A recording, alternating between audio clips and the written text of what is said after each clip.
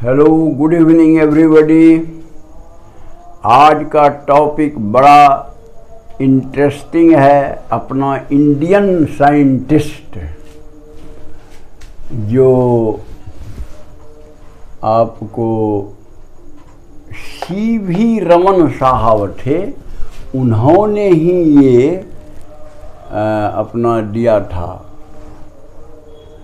ये थ्योरी, और इसी पर उनको मिला था ये नोबेल प्राइज।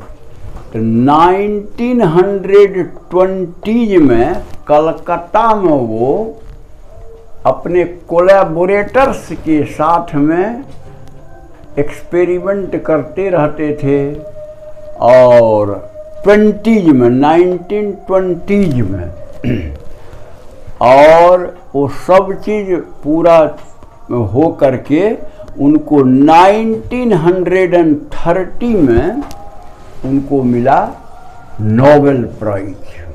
बड़े गर्व और शान की बात है कि हम लोगों के इंडियन को मिला था। तो वो क्या है सब्जेक्ट? सब्जेक्ट यही है, पोलराइजेशन बाय स्कैटरिंग। यानी स्कैटरिंग होने से लाइट पोलराइज्ड भी हो जाता है। तो इस बात को समझने के लिए सबसे पहले हम एक बार आप लोगों को याद दिला देते हैं कि हम लोग पढ़े थे कि स्काई ब्लू क्यों होता है। तो ब्लू इसलिए होता है कि सनलाइट जो आता है, माने दिन में जब बादल उदल नहीं है तो स्काई देखते हैं एकदम ब्लू लगता है। क्यों लगता है? तो सन से जो लाइट आता है वह आपको ब्लू कलर सबसे ज़्यादा स्कैटर होता है। अब बकिया कलर जो कम स्कैटर होता है वो निकल जाता है, यानी वो हम लोग के पास में नहीं आता है। इसीलिए लगता है चारों साइड मतलब ब्लू ब्लू स्कैटर्ड लाइट जो है वो हमको स्काई ब्लू लगता है। अच्छा, अब आइए कि सीवी रमन साहब और उनके जो साथी थे, सबों को ये चीज़ तब पकड़ में आया जब उन्होंने एक पोलराइड को, उस केस में जब मान लीजिए लाइट माने स्काई ब्लू है दिन में, उस केस में उन्होंने एक पोलराइड को घुमाया, रोटेट किया, तो देखता है कि इंटेंसिटी जो है वो काफ़ी एकदम वैरी कर रहा है। तो इंटेंसिटी कब वैरी करता है, ये इसके पहले वाला वीडियो में हमने आपको पोलराइड जब बताया था तो उसमें दिया था कि अगर आपको पोलराइड लाइट किसी पोलराइड पर पड़ता है और पोलराइड को हम घुमाते हैं तो इंटेंसिटी 0 to मान लीजिए फुल इंटेंसिटी चेंज करता है। तो यहीं से उनको आइडिया आया होगा कि ये लाइट जो है वो पोलराइज्ड हो सकता है। तो तब उन्होंने एक्सपेरिमेंट करना शुरू किया। तो देखिए एक्सपेरिमेंट का ये फिगर समझिए ठीक से। फिगर समझ जाइएगा तो सब चीज़ मतलब एकदम क्लियर हो जाएगा। मान लीजिए ये सन है, और सन से तो मान लीजिए हमारा पृथ्वी जो है वो तो बहुत दूर है, और बकिया वैक्यूम है। तो वैक्यूम में लाइट आया तो सन से तो निकलने वाला लाइट अनपोलराइज्ड लाइट होता है। तो यहाँ देखिए ये सब क्या क्या गया है, ठीक से समझिए। अनपोलराइज्ड लाइट का आपको इलेक्ट्रिक फील्ड वेक्टर जो है वो रैंडमली एंड रैपिडली चेंज करता है। तो ठीक है, मान लिया करे, तो उस इलेक्ट्रिक फील्ड को हम लोग 2 एक्सिस पर तोड़ सकते हैं। एक एक्सिस तो हुआ कि बोर्ड के परपेंडिकुलर, और दूसरा बोर्ड के प्लेन में। तो डबल एरो वाला जो है वो बोर्ड के प्लेन में है, और जो बीच में देखिए डीप कलर ब्लैक डॉट दिया हुआ है वो है आपको बोर्ड के प्लेन का परपेंडिकुलर, मतलब जो इलेक्ट्रिक फील्ड का कंपोनेंट, यानी इलेक्ट्रिक फील्ड का component in the plane of the paper and perpendicular to the plane of paper है। हम तोड़ ही सकते हैं कोई भी मतलब वेक्टर को। तो इस तरह से तो ये सब अनपोलराइज्ड लाइट है। अब मान लीजिए अर्थ के एटमॉस्फेयर में ये इंटर करता है, तो अर्थ के एटमॉस्फेयर में जब इंटर करेगा तो वहाँ तो आपको एटमॉस्फेयर में एयर है, उसका मॉलिक्यूल्स है, तो एक मॉलिक्यूल लेकर के ये एक्शन दिखाया जाता है कि क्या होता है।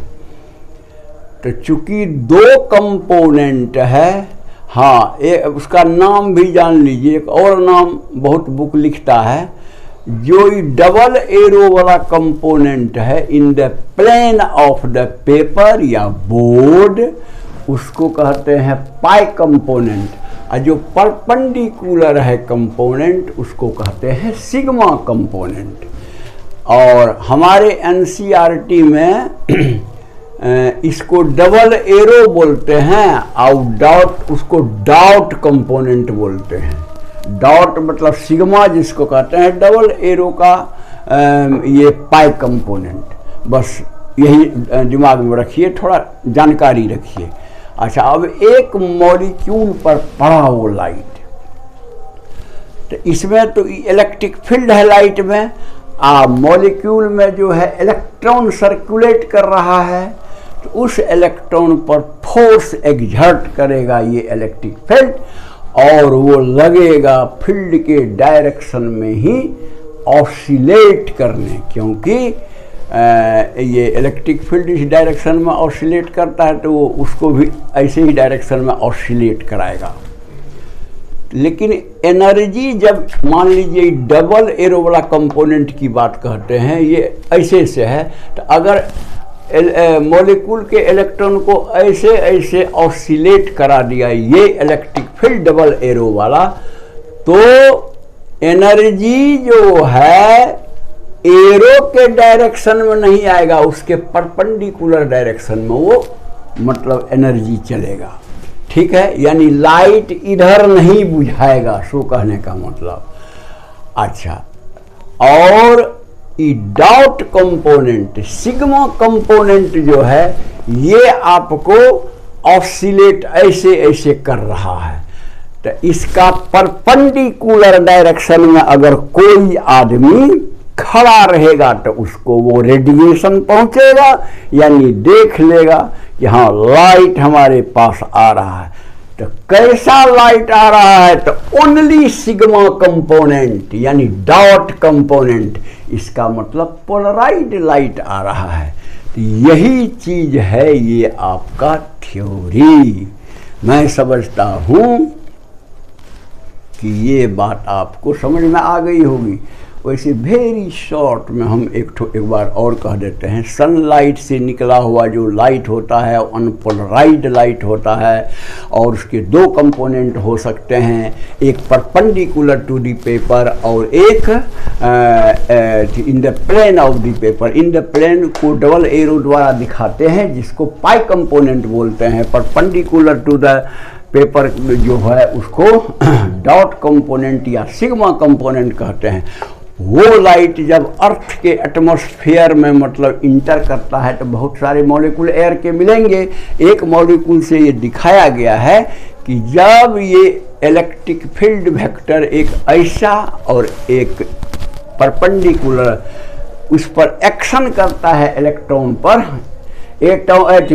मॉलिक्यूल के इलेक्ट्रॉन पर, तो वो उसी डायरेक्शन में ऑसिलेट करना शुरू करेगा इलेक्ट्रॉन, और ऑसिलेट करेगा तो डबल एरो वाला कंपोनेंट ऐसे ऐसे करेगा, तो एनर्जी इधर नहीं आएगा बल्कि उसके परपेंडिकुलर डायरेक्शन में जाएगा।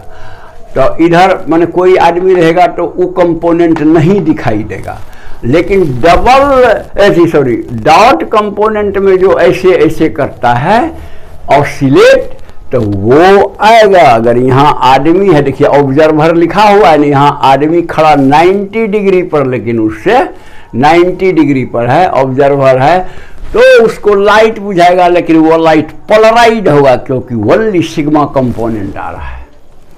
तो ये बहुत ही इम्पोर्टेंट ये फाइंडिंग्स हमारे सीवी रमन साहब ने निकाला था, और उससे उनको मिल गया नोबेल प्राइज, जो इंडिया के लिए एक बहुत ही प्रतिष्ठा की चीज़ है। मैं सोचता हूँ कि आप समझ गए होंगे, फिर पढ़ लीजिएगा और हमने जो समझाया है उसको सुन लीजिएगा फिर, और सब चीज़ आपका क्लियर हो जाएगा। That's all, thank you.